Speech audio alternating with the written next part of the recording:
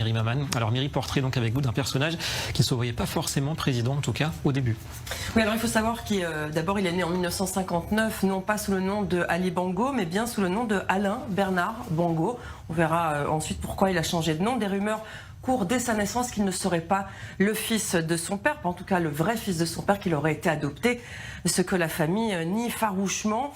Le petit Alain Bongo n'a que 8 ans quand son père prend le pouvoir, quand il est élu président du Gabon en 1967. Un an plus tard, quand il a 9 ans, le petit Alain est envoyé en France pour suivre une scolarité dans une école privée de Neuilly. Il va rester très longtemps en France puisqu'il fera même ses études de droit à la Sorbonne, ce qui lui vaudra le surnom de l'étranger de la part des Gabonais. Il ne parle pas les dialectes de la région, il ne côtoie pas ses concitoyens et il est complètement déconnecté de la vie des Gabonais et ça va lui desservir, on va le voir. Alors, entre-temps, en 1973, son père, qui est président du Gabon, décide de se convertir à l'islam et change de nom.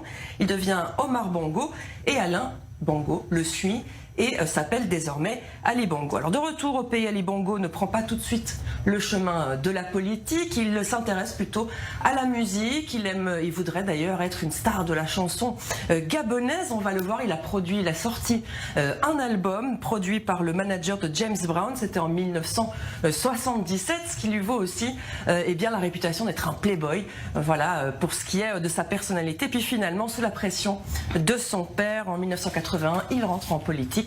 Il devient ministre des Affaires étrangères. Et donc il intègre finalement le gouvernement gabonais à des postes d'ailleurs assez importants. Et oui, donc 3 ans au ministère des Affaires étrangères, c'est quelqu'un qui connaît l'extérieur, il parle parfaitement le français puisqu'il a été à Paris pendant très longtemps.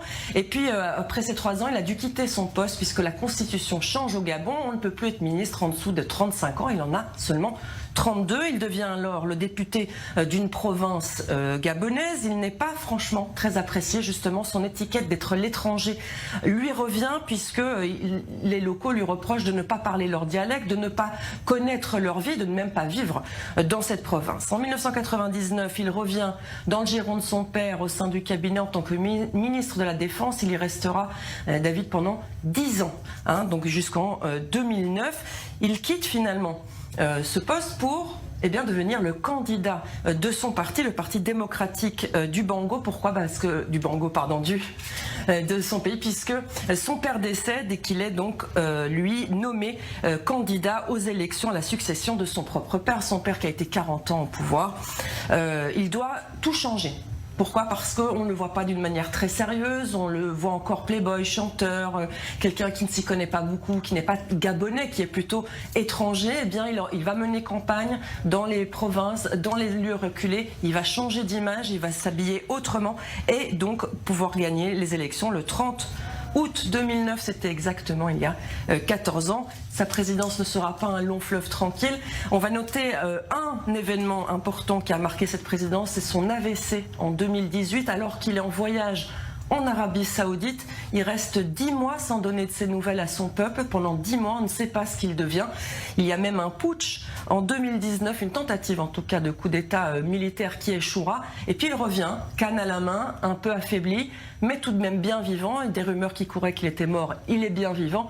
Puis d'autres rumeurs estiment que c'est un sosie qui a été engagé pour jouer son rôle et finalement il se présentera donc il y a une semaine à un 3e mandat et il est bien vivant et c'est bien lui. Et puis aujourd'hui le coup d'État, voilà, qu'il a mené une longue carrière déjà de 14 ans à la tête de ce pays, le Gabon.